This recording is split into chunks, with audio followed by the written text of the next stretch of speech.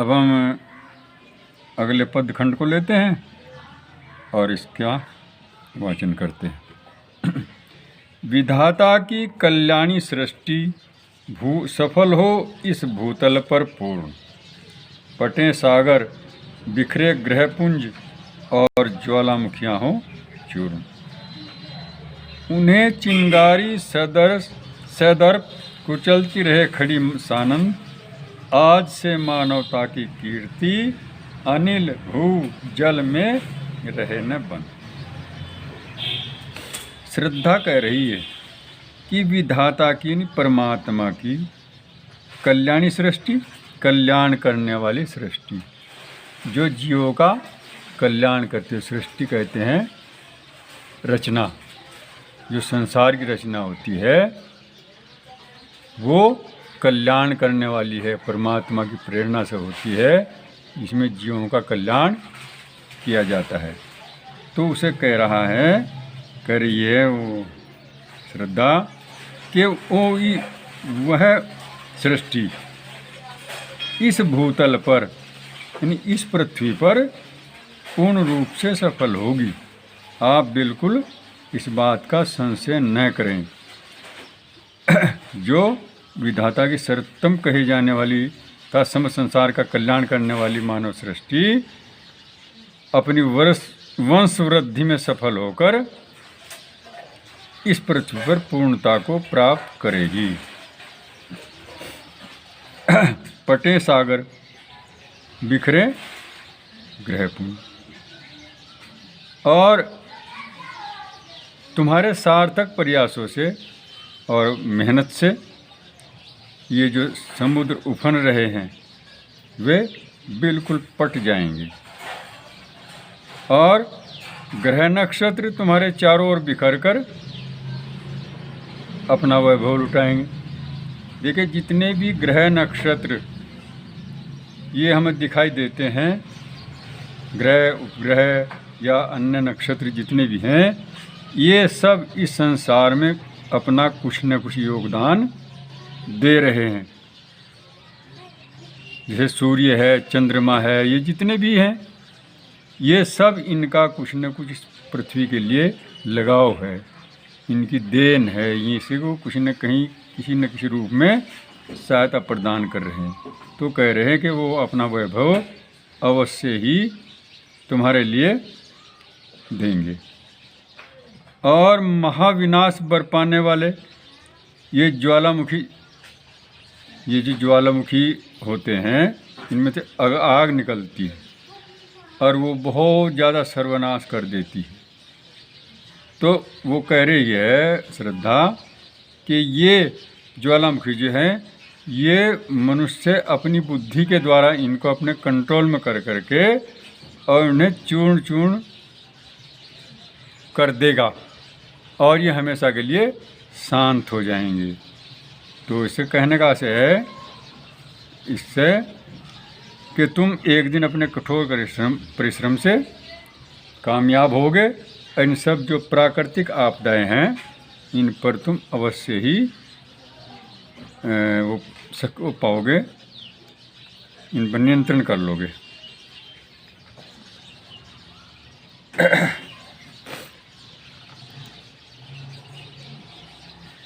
तो ये जो है, और आज से मानवता की कीर्ति अनिल भू जल में रहे न बंद। ये बंद नहीं रहेगी। अनिल यानी जो वायु है, अग्नि है, जल है, पृथ्वी है, ये जितने भी पंच महाभूत हैं, सभी इनकी कीर्ति, इनका जो कार्य है वो जब प्रलयकाल होती है तब वो समन्वित नहीं होता, अलग अलग होते हैं। लेकिन जब सृष्टि हो जाती है तब इनका जो समन्वय हो जाता है, और समन्वय होकर आदमी के लिए ये सुख सुविधाएं प्रदान करने लगते हैं। पृथ्वी, जल, वायु, अग्नि सब ये मिल करके ये जो जितनी भी प्रकृति दिखाई दे रही है ये सब इनके समन्वय के कारण ही हो रहा है। तो ये बंद न रहे, क्योंकि प्रलयकाल में बंद रहती हैं, उस समय कुछ नहीं कर सकती, लेकिन रचना के समय ये सब अपना काम करना शुरू कर देती हैं। तो ये है इसका भावार्थ। इसका लिखेंगे प्रसंग कि श्रद्धा ने सृष्टि के अस्तित्व की रक्षा के लिए मनु के सम्मुख आत्मसमर्पण कर दिया और वह जीवन से विरक्त मनु को अपने साथ रमण करने के लिए प्रेरित करती है, जिससे सृष्टि की बेल पल्लवित और पुष्पित हो सके। तो इसमें यही बात उसने कही। और इसका काव्य सौंदर्य है क्या, इसमें भाषा शुद्ध, साहित्यिक खड़ी बोली है और भाई शैली प्रबंधात्मक है, अलंकार उपमा अनुप्रास है, रस शांत है, छंद श्रृंगार छंद है और गुण प्रसाद सब शक्ति अमीधा एवं व्यंजना। ये इसका काव्य सौंदर्य है। और इसमें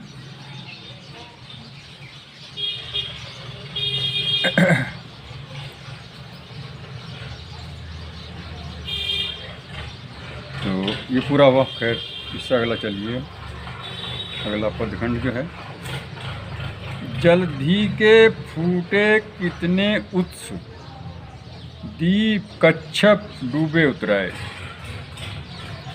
किंतु वह खड़ी रहे दृढ़ मूर्ति, अभुदा का कर रही उपाय। कवि कह रहा है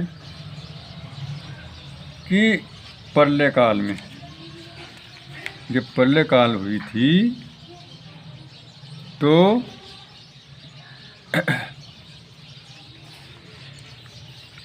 उसमें समुद्र के चलती, कहते हैं समुद्र को, कितने स्रोत फूटते थे समुद्र के, और उनमें बहुत से दीप और कच्छप वगैरह जो जानवर थे, पता नहीं कितने जानवर उसमें डूबे, मरे और उतरे, जलमग्न हो गए, संसार समाप्त हो गया, कुछ भी नहीं रहा। किंतु वह खड़ी रहे दृढ़ मूर्ति, अभुदगा कर रही उपाय। किंतु मेरे और आपके रूप में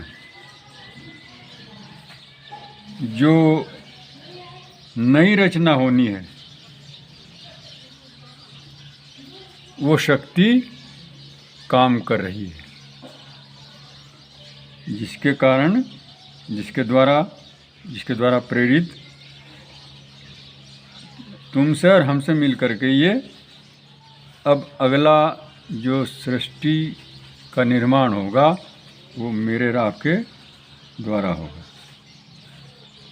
तो इस प्रकार श्रद्धा मनु को समझाती है कि तुमने अभी प्रलय काल के समय को देखा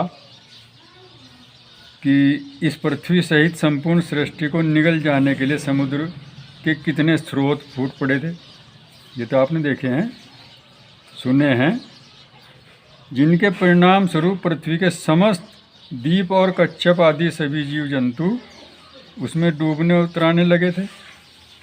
किंतु मेरे और तुम्हारे रूप में यह मानवता आज भी सुदृढ़ मूर्ति के समान खड़ी हुई है और यह अपने नवीन उत्थान का प्रयास कर रही है।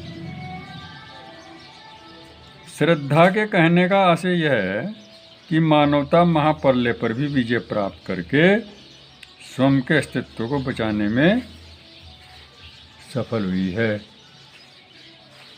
हालांकि महाप्रलय हो चुकी, लेकिन फिर भी इसने अपना अस्तित्व बचा लिया है। तब तुम्हारी जीवन में ऐसा है होने की शंका बेकार ही है। आप ऐसा है मत समझो अपने को और शंका मत करो और कर्मशील बन करके नई सृष्टि की रचना करो। प्रेरणा दी है श्रद्धा ने।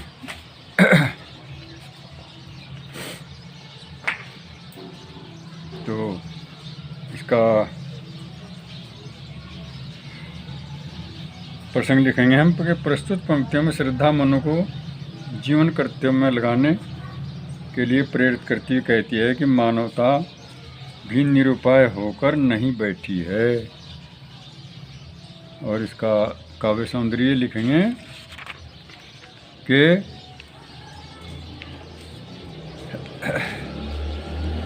भाषा साहित्य खड़ी बोली और शैली प्रबंधात्मक, अलंकार अनुप्रास, रसांत, छंद वही श्रृंगार छंद, गुण प्रसाद, सब शक्ति अमिधा।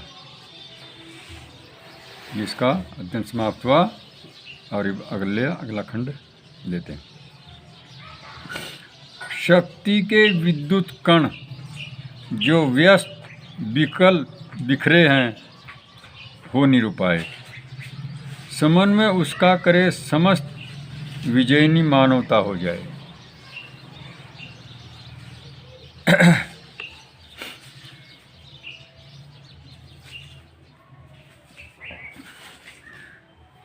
इसमें श्रद्धा कह रही है कि जो शक्ति के विद्युत कण हैं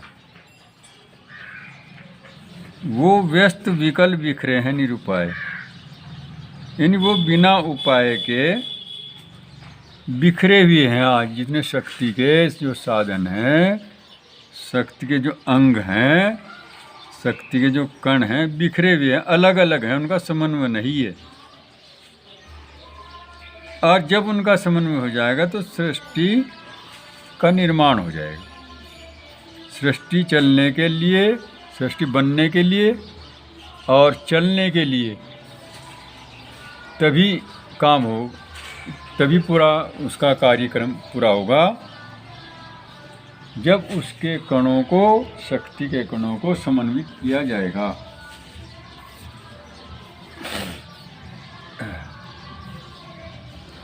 जब तक उनका समन्वय नहीं होता, जैसे आग, पानी आदि, इनको मिला करके शक्ति पैदा कर दी और रेल के इंजन बना दिए। तो इस प्रकार सभी चीज़ों का समन्वय करके ही नए नए साधन बनेंगे, जिनसे सृष्टि का जो संचालन है ठीक प्रकार से होगा। और तभी ये मानवता विजय होगी। मानवता की विजय तभी होगी जब सृष्टि का, जब शक्ति के जो कण हैं बिखरे हुए इधर उधर, वो इकट्ठे करके उनका समन्वय होगा, तभी शक्ति का निर्माण होगा, तभी ये सृष्टि चलेगी। यानी इसमें बताया है कि इस सृष्टि की रचना शक्तिशाली विद्युत कणों से हुई है, किंतु जब तक ये विद्युत कण अलग अलग होकर के बिखर रहे थे तब ये कमज़ोर थे, तब ये कुछ भी नहीं कर सकते थे। और जब उनका समन्वय किया जाएगा तो ये सब काम करने लगेंगे और सृष्टि का संचालन करने लगेंगे और मानवता जो है उसकी विजय हो जाएगी। मानवता इस सृष्टि के ऊपर, इस प्रकृति के ऊपर विजय प्राप्त कर लेगी और प्रकृति को जैसा चाहेगी वैसा इसका सदुपयोग करके इसका लाभ उठाएगी। तभी सृष्टि का, संसार का कल्याण होगा, ये इसमें बताया गया है। तो इसका प्रसंग लिखेंगे कि इन पंक्तियों में श्रद्धा ने मनु को मानवता की विजय का उपाय बताया। काव्य सौंदर्य लिखेंगे इसका कि इसकी भाषा संस्कृतनिष्ठ खड़ी बोली, रसान, शब्द शक्ति लक्षणा, गुण प्रसाद, छंद, श्रृंगार छंद। अब ये पाठ समाप्त हो गया है और आप लोगों का धन्यवाद। आपका परमेश्वर भविष्य उज्जवल करे, इसकी हम कामना करते हैं। इस पाठ की समाप्ति करते हैं। धन्यवाद।